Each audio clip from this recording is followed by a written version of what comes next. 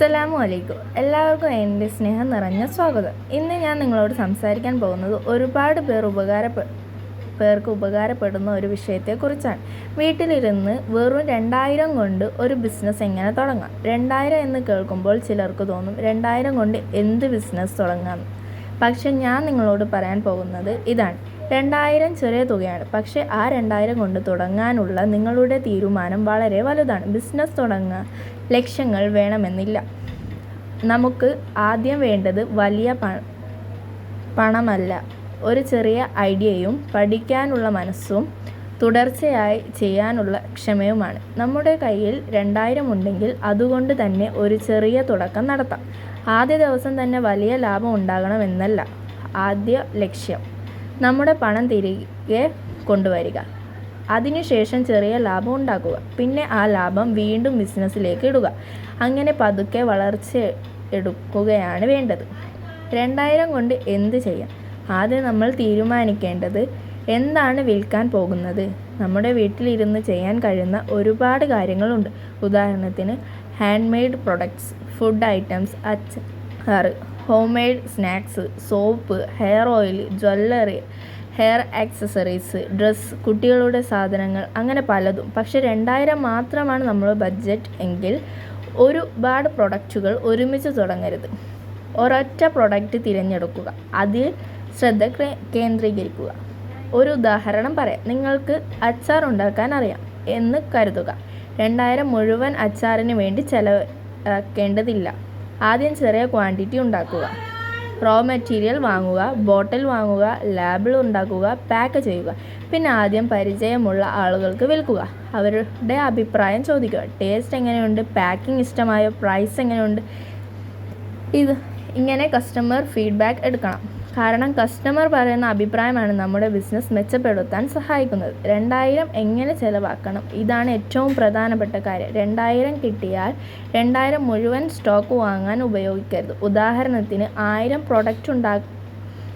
രൂപ പ്രൊഡക്റ്റ് ഉണ്ടാക്കാനുള്ള മെറ്റീരിയൽസ്, 300 രൂപ പാക്കിംഗ്, 200 രൂപ ലേബിൾ, 200 രൂപ ചെറിയ മാർക്കറ്റ് എക്സ്പെൻസ്, 300 രൂപ എമർജൻസി നെക്സ്റ്റ് പർച്ചേസ്. ഇങ്ങനെ ഒരു ബേസിക് ബഡ്ജറ്റ് ഉണ്ടാക്കാം. ഇതൊരു ഉദാഹരണം മാത്രമാണ്. നിങ്ങൾ പ്രൊഡക്റ്റ് അനുസരിച്ച് തുക മാറ്റാം. പക്ഷേ ഒരു കാര്യം ശ്രദ്ധിക്കണം, ബിസിനസ്സിലെ ഓരോ രൂപയും കണക്കിൽ വേണം. ഇത്ര രൂപ പോയി ഇത്ര രൂപ കിട്ടി എന്ന് മനസ്സിൽ മാത്രം കണക്കാക്കരുത്. ഒരു ബുക്കിൽ എടുക്കുക, അതിലെഴുതുക. കോസ്റ്റ് എങ്ങനെ കണക്കാക്കാം? നിങ്ങൾ ഒരു പ്രൊഡക്റ്റ് ഉണ്ടാക്കാൻ 1000 ചിലവാക്കി എന്ന് കരുതി അതിൽ നിന്ന് 20 പ്രൊഡക്റ്റ് ഉണ്ടാക്കി. അപ്പോൾ ഒരു പ്രൊഡക്റ്റിൻ്റെ ബേസിക് കോസ്റ്റ് 50 ആയി. പക്ഷേ അതിൽ making cost, label cost, delivery charge, wastage തുടങ്ങിയവ കൂടി പരിഗണിക്കണം. അതുകൊണ്ട് സെല്ലിംഗ് പ്രൈസ് തീരുമാനിക്കുമ്പോൾ മറ്റുള്ളവർ എത്രയ്ക്ക് ആണ് വിൽക്കുന്നത് എന്ന് മാത്രം നോക്കരുത്. എനിക്ക് എത്ര ചിലവായി എന്നും നോക്കണം. അതിനുശേഷം റീസണബിൾ പ്രോഫിറ്റ് ചേർക്കണം. ആദ്യം കസ്റ്റമർ ആരായിരിക്കും? ഇത് വളരെ ഇമ്പോർട്ടൻ്റ് ആണ്. നമ്മൾ ബിസിനസ് തുടങ്ങുമ്പോൾ ആദ്യം കസ്റ്റമറായി വലിയ സ്ട്രേഞ്ചേഴ്സ് വരണമെന്നില്ല. നമ്മുടെ വീട്ടിലുള്ളവർ, ബന്ധുക്കൾ, അയൽവാസികൾ, സുഹൃത്തുക്കൾ, നമ്മളെ പരിചയമുള്ള ആളുകൾ, ഇവരാണ് ആദ്യം നമ്മളെ സപ്പോർട്ട് ചെയ്യാൻ സാധ്യതയുള്ളവർ.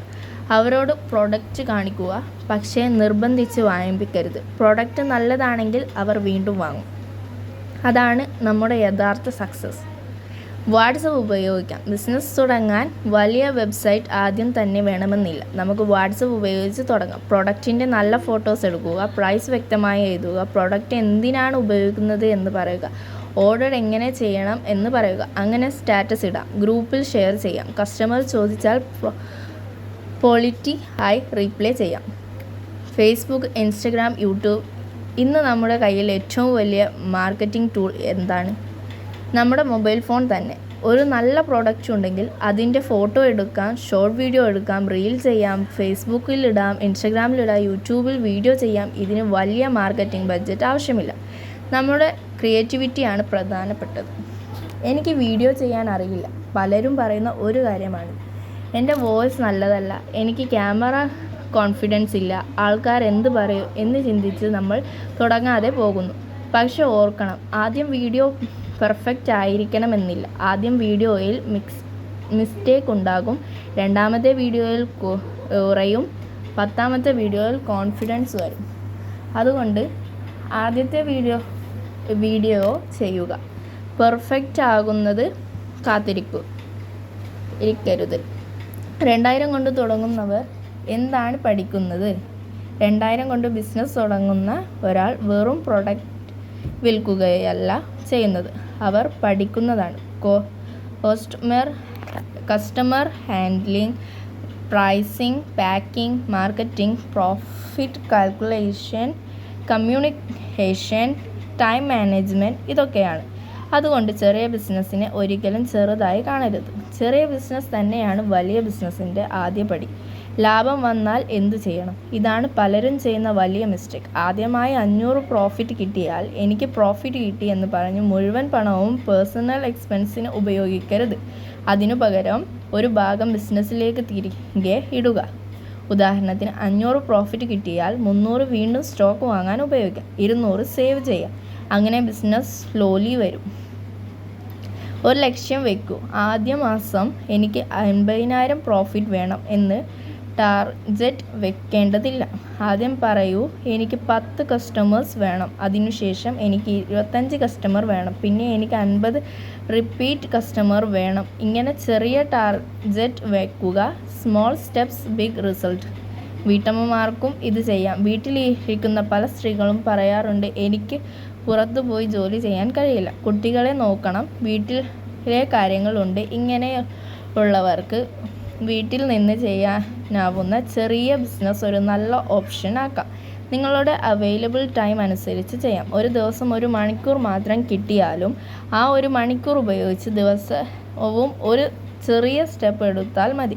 പക്ഷെ ഒരു കാര്യം ശ്രദ്ധിക്കണം, ബിസിനസ് തുടങ്ങുമ്പോൾ ആദ്യ ദിവസത്തിൽ സെയിൽസ് കുറവായിരിക്കും, ചിലപ്പോൾ ഒരു ഓർഡർ പോലും കിട്ടാതിരിക്കാം. അപ്പോൾ നമ്മൾ നിരാശപ്പെടരുത്. എനിക്ക് ബിസിനസ് പറ്റില്ല എന്ന് തീരുമാനിക്കരുത്. പകരം ചോദിക്കണം, എന്താണ് ഞാൻ മാറ്റേണ്ടത്? ഫോട്ടോ മോശമാണോ? പ്രൈസ് കൂടുതലാണോ? പ്രോഡക്റ്റ് ക്വാളിറ്റി മെച്ചപ്പെടുത്തണോ? മേക്കിംഗ് കുറവാണോ? മാർക്കറ്റിംഗ് കുറവാണോ? ഇത് നോക്കി മാറ്റങ്ങൾ വരുത്തുക. 2000 ചെറിയതാണ്, പക്ഷേ തീരുമാനം വലിയതാണ്. ഇതാണ് ഇന്നത്തെ വീഡിയോയുടെ ഏറ്റവും പ്രധാനപ്പെട്ട മെസ്സേജ്. 2000 രൂപ ചെറിയ തുകയാണ്, പക്ഷേ 2000 രൂപ കൊണ്ട് തുടങ്ങാൻ നിങ്ങൾ എടുത്ത തീരുമാനം അത് ചെറിയ കാര്യമല്ല. ഒരിക്കൽ നമ്മൾ തിരഞ്ഞെടുക്കുമ്പോൾ ഞാൻ അന്ന് വെറും 2000 രൂപ കൊണ്ടാണ് തുടങ്ങിയത് എന്ന് അഭിമാനത്തോടെ പറയാൻ കഴിയണം. ബിസിനസ് വളരുന്നത് ഒരു ദിവസം കൊണ്ടല്ല, ഒരു ഓർഡർ, ഒരു കസ്റ്റമർ, ഒരു ചെറിയ പ്രോഫിറ്റ്, ഒരു പുതിയ ലെസൺ, ഇങ്ങനെ ഓരോ ദിവസവും ചേർന്നാണ് ബിസിനസ് വളരുന്നത്. അവസാനമായി, നിങ്ങളുടെ കയ്യിൽ ഇപ്പോൾ 2000 രൂപയുണ്ടെങ്കിൽ അത് വെറുതെ കിടക്കുന്നതിന് പകരം നിങ്ങളുടെ കഴിവ് ഉപയോഗിച്ച് ഒരു ചെറിയ തുടക്കം നടത്തുന്നതിനെക്കുറിച്ച് ചിന്തിക്കൂ. നിങ്ങൾക്ക് അറിയാവുന്ന ഒരു കാര്യം തിരഞ്ഞെടുക്കൂ. ചെറിയ ക്വാണ്ടിറ്റിയിൽ തുടങ്ങൂ, കണക്കോടെ പണം ചെലവാക്കൂ, കസ്റ്റമർ ഫീഡ്ബാക്ക് എടുക്കൂ, സോഷ്യൽ മീഡിയ ഉപയോഗിക്കൂ, പ്രോഫിറ്റ് വീണ്ടും ബിസിനസ്സിലേക്ക് ഇടൂ, പതുക്കെ വളരൂ. മറ്റുള്ളവരായി കമ്പയർ ചെയ്യേണ്ട. ഇന്ന് മറ്റുള്ളവരുടെ ബിസിനസ് വലുതായിരിക്കാം, പക്ഷേ അവർ എവിടെ നിന്നാണ് തുടങ്ങിയത് എന്ന് നമുക്കറിയില്ല. നിങ്ങളുടെ ജേർണി നിങ്ങളുടേതാണ്. 2000 രൂപ കൊണ്ട് തുടങ്ങുന്ന ഒരു ചെറിയ സ്വപ്നം നാളെ ഒരു വലിയ ബിസിനസ്സായി മാറാം. അതുകൊണ്ട് എൻ്റെ കയ്യിൽ പണം കുറവാണ്, അതുകൊണ്ട് എനിക്ക് ബിസിനസ് തുടങ്ങാൻ കഴിയില്ല എന്ന് പറയരുത്. പകരം എൻ്റെ കയ്യിൽ ഉള്ളത് കൊണ്ട് എങ്ങനെ തുടങ്ങാം എന്ന് ചിന്തിക്കും. ഈ വീഡിയോ നിങ്ങൾക്ക് ഇഷ്ടപ്പെട്ടെങ്കിൽ ലൈക്ക് ചെയ്യുക. ബിസിനസ് തുടങ്ങാൻ ആഗ്രഹിക്കുന്ന ഒരാൾക്ക് ഈ വീഡിയോ ഷെയർ ചെയ്യുക. ഇത്തരം ബിസിനസ് ഐഡിയാസിനും മോട്ടിവേഷനും വേണ്ടി ചാനൽ സബ്സ്ക്രൈബ് ചെയ്യാനും മറക്കരുത്. അടുത്ത വീഡിയോയിൽ വീണ്ടും കാണാം. അസ്സലാമു അലൈക്കും.